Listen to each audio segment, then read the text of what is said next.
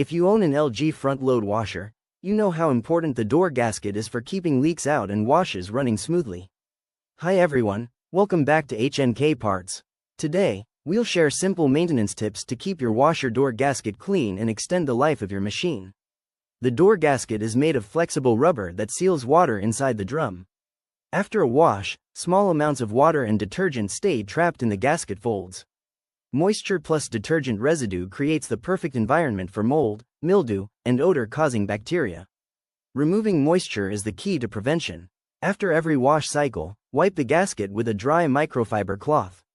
Focus on the inner folds where water collects. Scientifically, mold cannot grow without moisture, so this simple step blocks the problem at the source.